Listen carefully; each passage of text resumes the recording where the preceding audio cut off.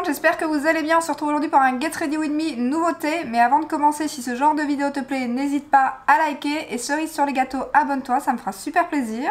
On va commencer par les yeux et aujourd'hui je vais vous parler de la marque Nomad Cosmetics qui est enfin accessible pour l'Europe. Donc je vais vous parler de la palette Ghost Town USA qui se présente comme ceci. Donc je vais d'abord mettre mes petits collants, la base, et je vous laisse avec les swatchs.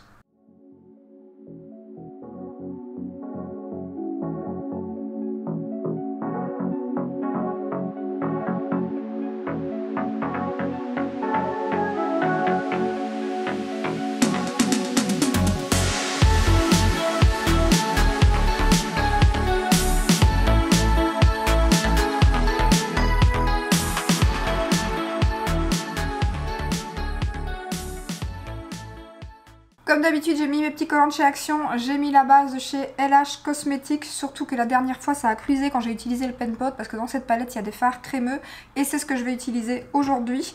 Donc je vous remontre la palette, mais vous venez de la voir avec les swatchs et tout. Cette palette est juste magnifique. Elle coûte 49 € sur le site officiel. Il y a souvent des codes promo. Je pense que Heterostyle a souvent un code qui vous donne moins 10%. Je ne sais pas les frais de port vu que moi je l'avais commandé quand c'était pas encore disponible en Europe avec une commande groupée.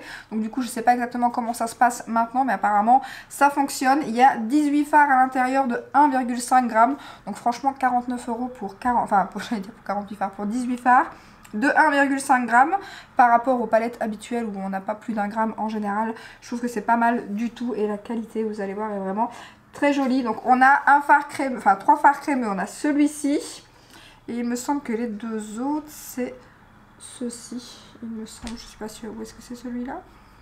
Non, celui-là il n'est pas crémeux. Non, je crois que c'est ces deux-ci. Donc aujourd'hui je vais utiliser celui-ci qui est juste magnifique. Donc je vais retirer ce que j'ai mis sur mes doigts. Est-ce que j'ai encore un coton? Donc je vais utiliser le fard juste ici en creux de paupière. Hop, je prends mon pinceau Sigma E25 comme d'habitude, mon petit miroir. Aujourd'hui il y a un grand soleil, ça fait du bien parce que franchement toute la semaine il a plu. Ça n'arrête pas pour l'instant, dès qu'il gèle pas il drache. Donc enfin je ne dis pas il drache, je pense en France il pleut. Donc voilà, je vais mettre celui-ci en creux de paupière qui est un gris un peu bleuté. Elle est très jolie, je ne regrette pas du tout et le packaging est juste magnifique. Je suis impatiente de voir ce qu'ils vont faire maintenant que c'est accessible pour la Belgique, pour la France, etc.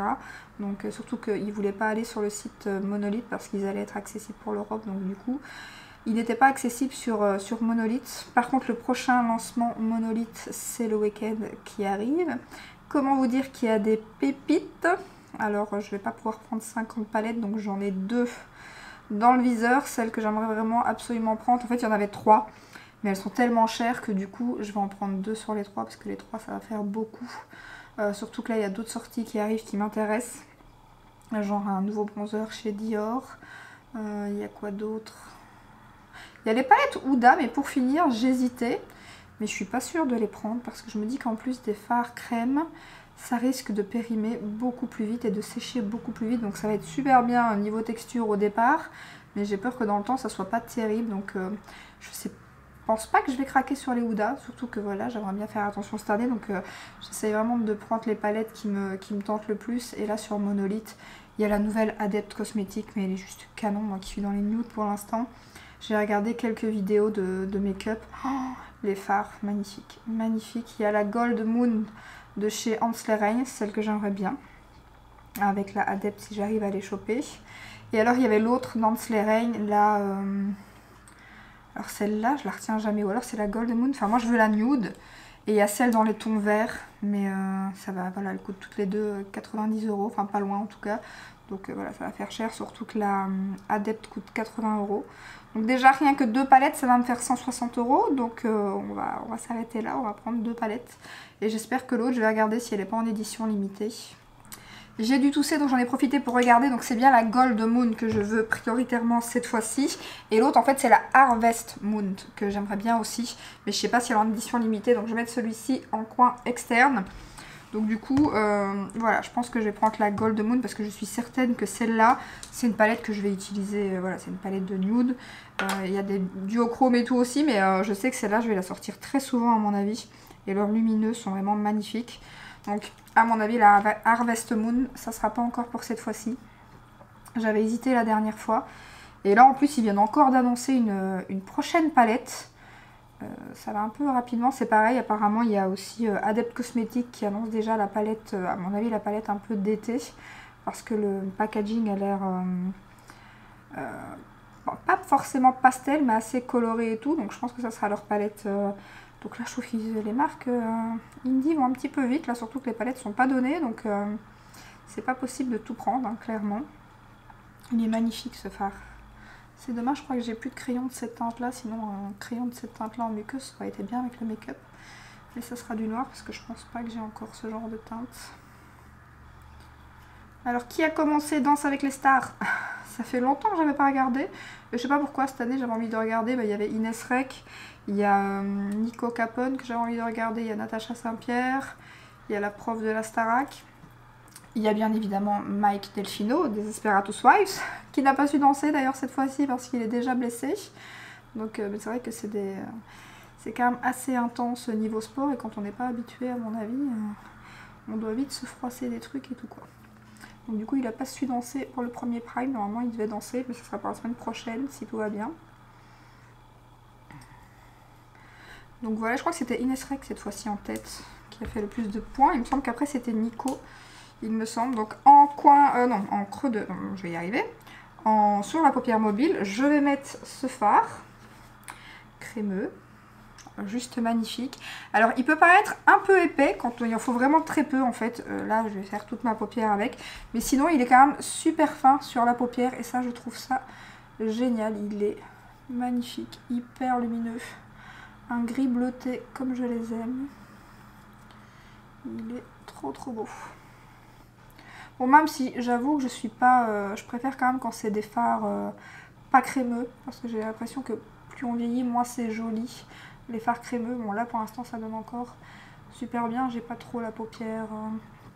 Mais dans le temps c'est vrai que c'est pas ce que je préfère. Donc je préfère quand même quand il n'y a pas de fard de cette texture là. Mais après c'est super lumineux quoi. Donc c'est super joli. Il y a un petit peu ce genre de fard aussi chez Hans Lehrein justement. Donc... Après c'est pas du tout comme dans la Minka de chez Adept où j'avais pas du tout aimé, en plus j'ai fait une réaction. Alors je sais que d'une personne à l'autre, voilà, certaines personnes ont les yeux plus sensibles que d'autres. J'ai vu que Danisha, elle avait été sensible à la dernière palette de Unercli Cosmetics que justement je veux, la Dreamer, qui ne sera pas de retour cette fois-ci. Ce qui m'arrange clairement parce que bah, du coup si elle avait été en plus de retour, je voulais celle-là aussi. Donc ça aurait été un peu compliqué pour la Gold Moon. Mais elle sera là au prochain lancement Monolith. Parce que je leur ai envoyé un message du coup. Et ça sera pour le prochain lancement, la Unercli. Par contre j'ai envoyé un message donc à Unercli pour aussi la collection Saint-Valentin. Mais bien évidemment apparemment ils ne la sortent pas.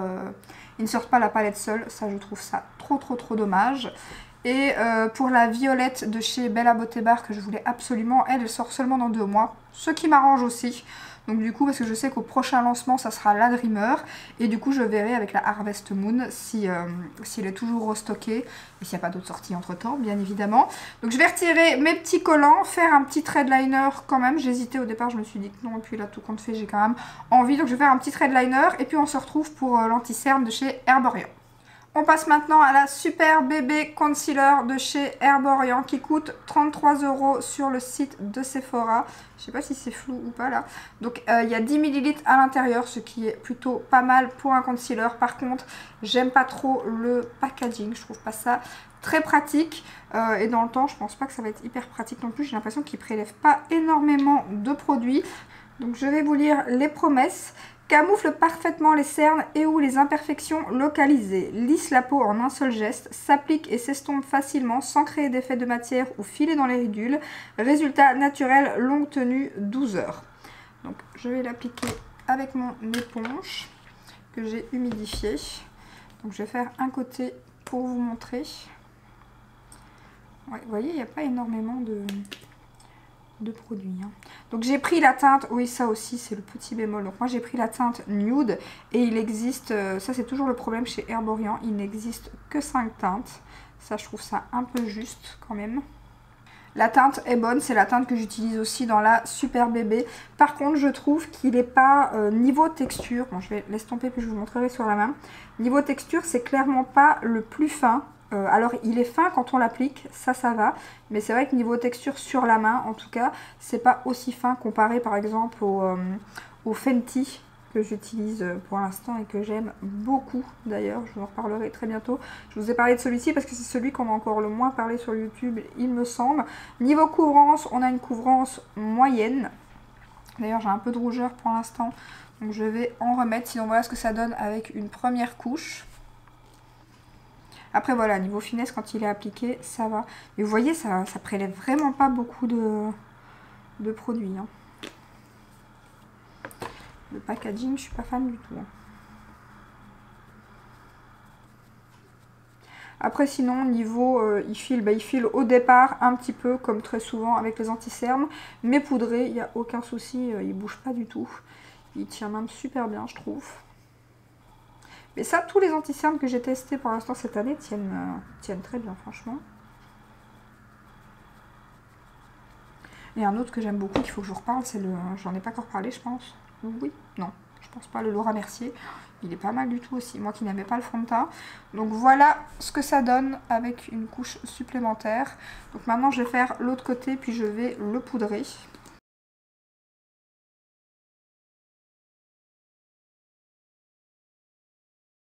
Je vais le poudrer avec ma poudre By Terry comme d'habitude.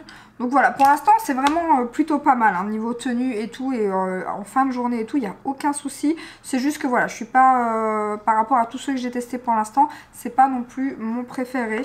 Niveau texture, niveau packaging. Sinon comme je vous dis, il lisse quand même un petit peu, franchement il est pas mal du tout appliqué. Et la tenue est vraiment très bien aussi, donc voilà, c'est juste plus une question de texture et de packaging, sinon il est vraiment pas mal. Et là vous voyez, j'ai poudré directement, du coup il n'a pas eu le temps de filer.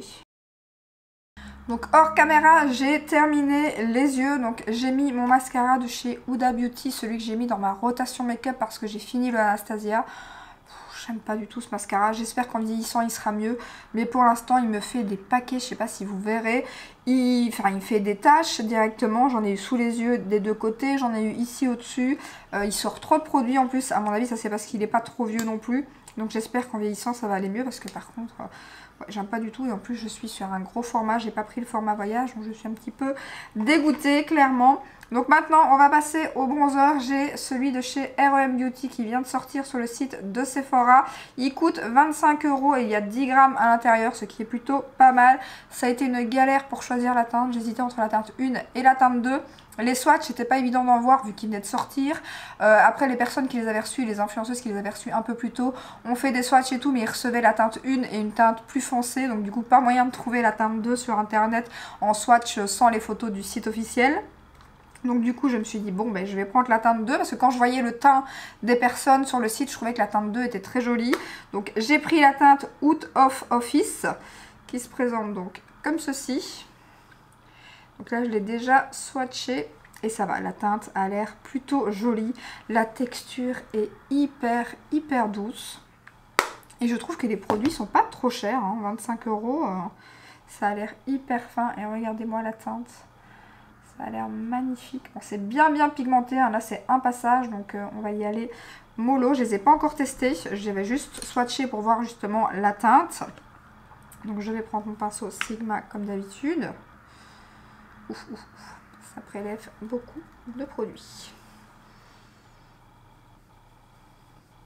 Alors je crois que c'est mat satiné. Non, la teinte ça va aller, ça va être parfait je pense. Et alors, ça se fond très joliment, c'est très fin. Il ne faut pas en mettre beaucoup, mais sinon, ouais, j'aime plutôt beaucoup. Alors elle n'est pas si froide que ça, je trouvais que la teinte 2 était un petit peu plus froide que la première. Après elle reste un peu quand même chaude, mais ça ne me dérange pas. Pour l'instant j'aime beaucoup les bronzers chauds. Bon après pas orange bien évidemment, mais chaud. Non, ça se travaille bien, c'est joli. Très joli. Voilà ce que ça donne. Est-ce qu'on voit un petit peu l'effet satiné? J'ai l'impression quand même. Je fais l'autre côté. Et après on parlera du blush. Là aussi ça a été une galère parce que les teintes correspondaient pas du tout d'un site à l'autre. Les photos des blushs non plus. Et bon, par contre il y avait plein de teintes qui me donnaient envie. J'en ai quand même choisi qu'une. Au départ je préfère choisir toujours une teinte parce que je sais jamais si je vais aimer le produit. Et du coup c'est vrai que moi prendre plusieurs teintes d'un coup en général je le fais pas. Parce que j'aime bien connaître le produit avant de craquer sur plusieurs teintes. Par contre le blush Guerlain, ça c'est pour la prochaine vidéo. Lui j'ai très envie de craquer sur d'autres teintes, je vous le dis. J'en ai pris qu'une, il est déjà épuisé sur Calista Parfum et tout malheureusement. Mais j'ai envie d'autres teintes. Donc voilà ce que ça donne pour la teinte 2. Et donc ça va, nickel.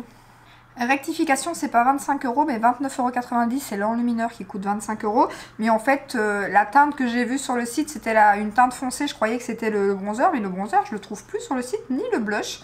Très bizarre, je les vois plus quand je vais dans R.E.M. Beauty ou dans Nouveautés, je ne les vois plus du tout, ni le blush ni le bronzer. Après, quand je clique sur mon produit dans mon mail, j'arrive encore à tomber dessus. Donc je vous mettrai les liens comme ça dans la barre d'infos. Donc voilà, 29,90 € et pas 25 €, c'est les enlumineurs à ce prix-là.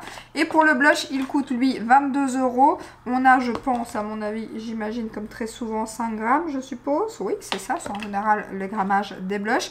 Et j'ai pris la teinte Skinny Dipette qui ressemblait à un vieux rose, mais qui est plus un rose en fait. Donc le packaging, par contre, j'avais flashé dessus quand je l'avais vu sur Instagram. Je trouvais ça magnifique avec la petite bulle où on voit la teinte ici. Je trouvais ça trop canon. Et donc ça se présente comme ceci. Donc dans le bronzer, on a un miroir. Dans le blush, on n'en a pas. Par contre, le bronzer, je trouve qu'il n'est pas pratique à l'ouverture. Parce qu'en fait, il reste bloqué. Voilà. Enfin après, il s'ouvre quand même bien. Mais c'est vrai que je sais pas pourquoi, mais j'avais tendance à le baisser un peu plus. Bon, après, c'est un petit détail. Et donc lui, il y a un miroir à l'intérieur. Donc je vais prendre mon... je suis un petit peu encombrée, hein, désolée d'ailleurs quand je parle trop. Je coupe parce que je dois tousser, donc voilà. Je n'arrête pas de tousser, bon je vais prendre mon Smashbox, vu qu'il est tout prêt. Je vais peut-être vous swatcher la teinte aussi. Vous voyez, il est plus rose que vieux rose. En fait le vieux rose, c'était... il y avait une autre teinte, mais comme quoi c'était pas du tout les teintes qui ressemblaient... il est même plus clair que ce que je trouvais, par contre les textures sont vraiment... comme du beurre, toute fine, toute soyeuse, vraiment très très jolie. Et l'autre c'était, je sais pas si on voit la teinte ici, l'autre teinte qui me tentait bien et qui était plus un vieux rose, c'était Amor quelque chose. La loge de Gabrielle l'a pris, non rien à voir, je crois que c'est Rose on Mars, parce que j'ai retenu avec mon mois de naissance qui avait Mars dedans, donc le Rose on Mars en fait était plus vieux rose, et quand on le voit sur la photo, bah, je sais pas, je trouvais moins en fait, je sais pas si vous verrez, mais ça ressort pas forcément comme contrairement à celui que moi j'ai pris, qui lui sur les... vous voyez là quand je clique, en fait je l'ai, hein. Je suis sur le site de Sephora, j'ai cliqué par rapport à mon mail, et là je sais pas, j'avais l'impression qu'il faisait plus vieux rose, je sais pas si vous verrez, voilà, là vous verrez bien. Donc, du coup, on va voir. Et ça va, c'est pas trop, c'est vraiment pas trop poudreux. Donc la teinte elle est un peu plus claire que ce que... Après il est très joli quand même. Mais j'aurais peut-être préféré le Mars quelque chose là, le Mars... Voilà. Par contre c'est aussi un petit peu lumineux. Et je préfère encore plus les textures du bronzer et du blush que de l'highlighter chez R.E.M. Beauty. Je trouve que les highlighters sont moins fins. Là, c'est vraiment très fin. C'est très joli. Bon, après, le blush, il est assez clair. Hein.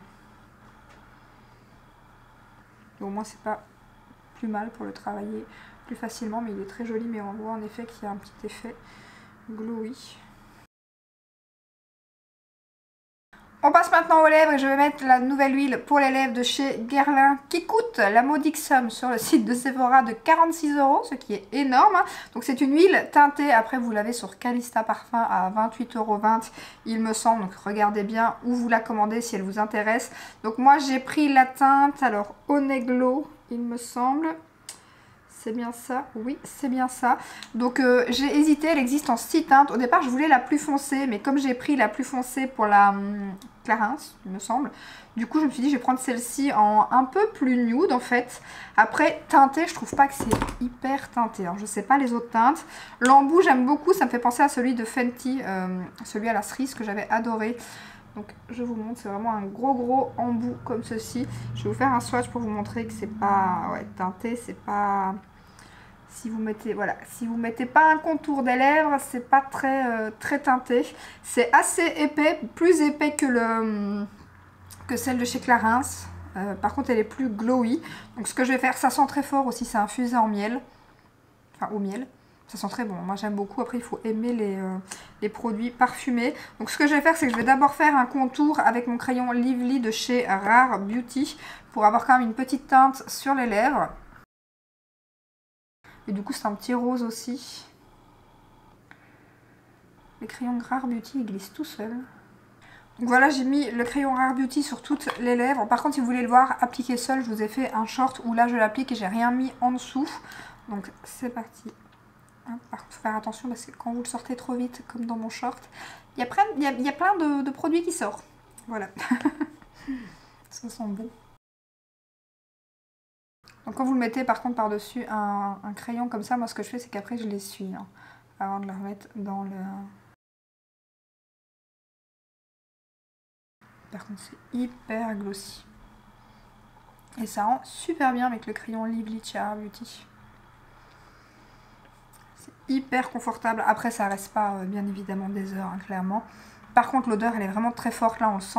J'en ai pas dans la bouche et pourtant je sens quand même... Enfin j'ai quand même un petit goût, donc c'est que j'en ai quand même dans la bouche en fait.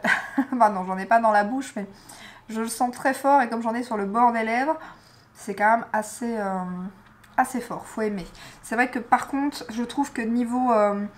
goût dans la bouche et niveau odeur et tout, la Clarins a quand même une odeur mais est beaucoup moins présente que celui de chez Guerlain.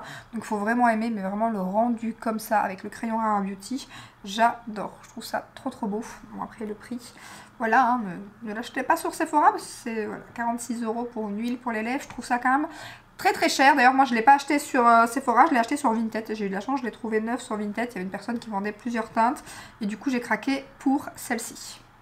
Et donc voilà pour le résultat final du make-up. Gros coup de cœur pour la palette Nomade Cosmétiques. Franchement là, je la trouve magnifique. Je vous ferai peut-être d'ailleurs un make-up plus nude du coup en short prochainement.